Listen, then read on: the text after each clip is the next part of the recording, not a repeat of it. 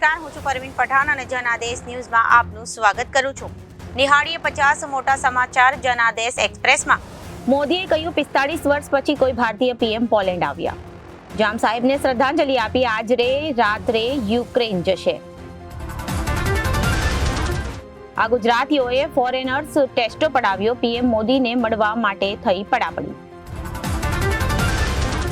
હોલસેલમાં kilo દીઠ ₹22 થી 60 સુધીમાં મળતા શાકભાજી સેટેલાઇટ જેવા પોસ્ટ વિસ્તારમાં ₹80 થી 125માં વેચાય છે. ટ્રાફિક જામ થતો હોવાથી પેલેડિયમ જંકશન રીડેવલપ થશે. સત્તાધારથી ઝાયડસ જવા માટે થલતેજથી યુ ટર્ન મારવો પડશે. ધોળકાના લકી ચોક બજારમાં ઉભરાતી ગટરો રોજિંદી બનેલી સમસ્યાઓનો ઉકેલ લાવવા વેપારીઓએ રહીશોની માંગણી.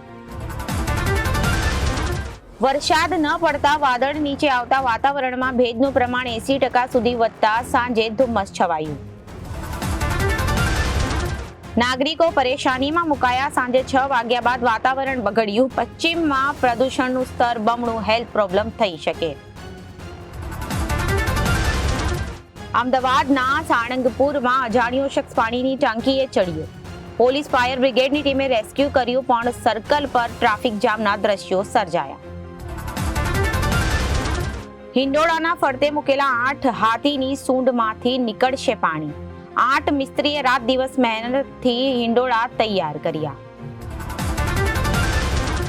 વિધાનસભામાં અંધશ્રદ્ધા વિરોધી બિલ પસાર. 6 માસથી 7 વર્ષ સુધીની કેદ, 5,000 થી 50,000 સુધીનો દંડ. આ 10 કૃત્યનો ગુનાહિત ગણાશે. હીરા ટેક્સટાઇલ સહિતના ક્ષેત્રમાં વેપાર કરનાર 54 લોકોને ટાર્ગેટ કરી માસિક 2% નફો આપવાની લાલચ 2 કરોડથી વધુ રકમ પડાવી. ગેરકાયદેસર તપેલા ડાઇંગ પર કાબુ મેળવવા તંત્ર નિષ્ફળ. ભેસ્તાનના 200 ઘરોમાં લાલ લીલા પાણી. વરાછામાં ટેલિકોમ સંચાલકે શેર રોકાણમાં ₹69 લાખ ગુમાવ્યા. પ્લે સ્ટોર પર એપ અપલોડ કરનારાઓએ જીએસટી વિભાગ પાસે રિફંડ માંગ્યું. હીરા ચોરીના આરોપીની પત્ની, ભાઈ, ભાભી અને સાસુએ ઝેરી દવા પીધી. 4 હોસ્પિટલમાં, 3 મહિલાની હાલત ગંભીર. સુરતમાં કોલકાતા તબીબ દુષ્કર્મ હત્યા કેસમાં વકીલોનો વિરોધ. આજે વકીલોએ કોર્ટ કેમ્પસમાં મૌન રેલી યોજી. પીડિતાને શ્રદ્ધાંજલિ પાઠવી. હાથમાં લાલ રિબન પહેરી આરોપીઓને કડક સજા કરવા માંગ કરવામાં આવી. સુરતમાં ગેસ લીકેજથી થતા દોડધામ. અડાજણના જોગાણી વોટર વર્કસમાં ક્લોરીન લીકેજમાં 2 વ્યક્તિઓ અસરગ્રસ્ત, સારવાર હેઠળ ખસેડાયા.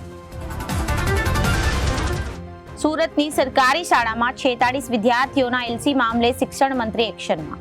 મુખ્ય શિક્ષકને બરતરફ કરાયા તો સીઆરસીના 3 સભ્યોને નોટિસ. એલસીના કારણે એક બાળકી તો શાકભાજી વેચવા મજબૂર બની. સરદાર માર્કેટની ઇમારત ઉતરતા ગેસ લાઇન ભાગી. વીજ વાયર તોડ્યા. 20 ફૂટની દિવાલ મકાન પર પડી. વિરોધ ગાર્ડની સંખ્યા અંગે નિર્ણય ન થતા તબીબોએ હડતાળ ચાલુ રાખી. ગણેશોત્સવને પગલે જવાહરનગરમાં મંડળો સાથે પોલીસે શાંતિ મંત્રણા કરી. વાદળછાયા વાતાવરણ વચ્ચે 1.25 ઇંચ વરસાદ. આજે પણ ઝાપટાની આગાહી. તંત્રે આળસ ન ખંખેરતા કમલાનગરનો ભૂવો રોજ મોટો થાય છે. એસસી એસટીના ભારત બંધમાં એમજી રોડની દુકાનો બંધ કરાવવા જતા ઘર્ષણ સર્જાયું. 3-2ની 300 કરોડની કમાણી પાછળનું સિક્રેટ જાણો. નિરેન ભટ્ટે કહ્યું, મેકર્સની સિરિયલને દૂધણી ગાય સમજે છે. વરુણ ભેડિયો બન્યો, આયુષ્યમાન વેમ્પાયર બનશે. 365 માંથી 280 દિવસ કામ થતું એ હવે ઘટીને 225 દિવસ થયું. એસસી એસટીની અનામત વ્યવસ્થા પૂર્વવત ચાલુ રાખવા આવેદનપત્ર આપવામાં આવ્યું. યુવકની કરભીણ હત્યા મામલે 3 આરોપી 2 દિવસના રિમાન્ડ પર. વેરાવળના વિરોલ ગામે એક પરિવારના 14 સભ્યો પીએચડી. ડ્રાઇવિંગ લાયસન્સ માટેની ટેસ્ટમાં 50 થી વધુ અરજદાર વેઇટિંગમાં. ખડસુપા બોર્ડિંગથી સાતેમ જતા માર્ગ પર ખાડાથી વાહન ચાલકો પરેશાન.